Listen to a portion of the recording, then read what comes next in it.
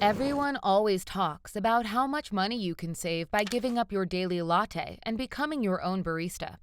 But what if you are the barista?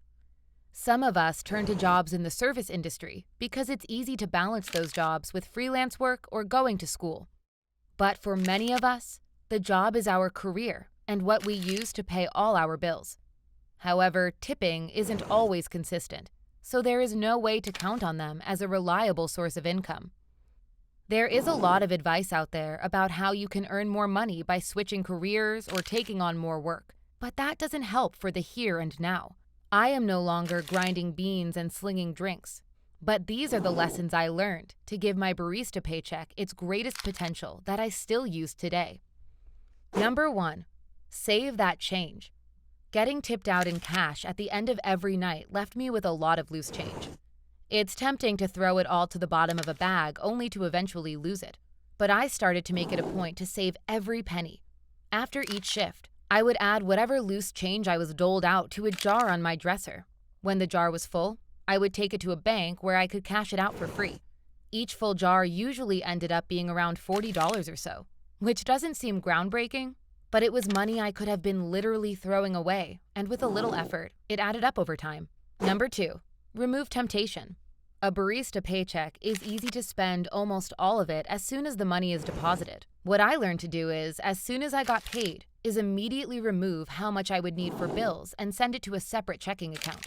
I did this by adding up how much money my consistent bills would cost every month. Phone, rent, utilities, health insurance, all the usual suspects. I would overestimate how much those would be, round up, divide that number by 2, and transfer that amount into a separate account so I wouldn't be tempted to spend it. So, for example, if all my bills added up to be $849 a month, I would round that amount up to $900. Then each payday, I would move $450 to my separate account. Eventually, because I had rounded up, savings would slowly start to build. When I banked enough savings, I would transfer the balance into a high-yield savings account, slowly building my emergency fund. Not having the money available in my regular checking account tricked me into thinking I had less money to spend than I did, which forced me to be more conscientious about my daily spending. Number 3. See if your shop can be a CSA pickup site. CSA, or Community Supported Agriculture, is usually a subscription service that delivers fresh seasonal food to members. Farms that offer a CSA are always in search of individuals or businesses that can serve as a location for people to pick up their boxes. Farms often offer benefits to host sites, like a free box of produce. Even split among the staff, a full box of produce can really help you save on groceries. Not everyone lives in an area where CSA deliveries are available, but if you do, they can be incredible. I never paid for produce during CSA season and got to bring home higher quality fruits and vegetables than I would have been able to afford otherwise. I would even freeze or pickle extra so I would have something on hand for winter.